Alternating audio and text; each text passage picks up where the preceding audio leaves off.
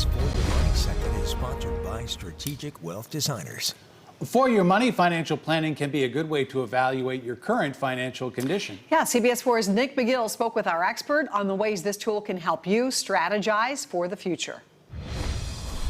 I'm joined today by Mike Reeves. And Mike, how do we get started when it comes to creating a financial plan?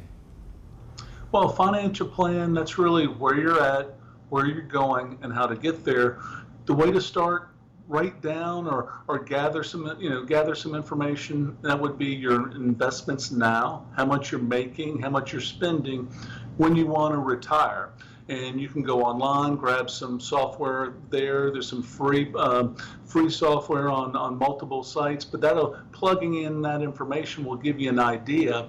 If you want to get more serious, though, I would get with a financial professional, somebody that specializes in retirement planning.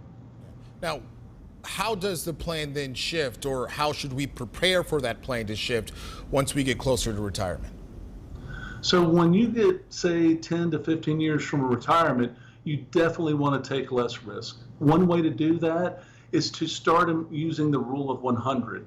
It's a simple rule. Say somebody's 60 years old, 60% of their assets would be in completely safe investments. When the market fell, those investments would not fall in value. You take 100 minus their age, and that's the amount of assets they could have in risky investments and things that would fall greatly during a difficult financial time. But if you do that, you're really going to protect yourself, and you're going to have a place to take money when the market's down that wouldn't be down. You've got a safety net under your portfolio. Now, with retirement, is there a way for individuals to know how safe or risky their plan is?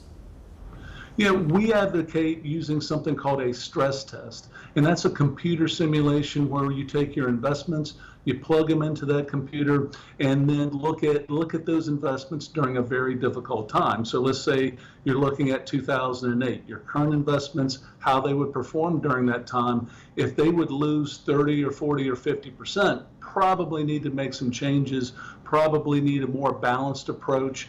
I would say most people at this stage of a bull market over the last 10 to 12 years, they have way too much money tied up in stocks. All right, Mike, good advice. Thank you. You can find more information from Strategic Wealth Designers on our website, cbs4indy.com.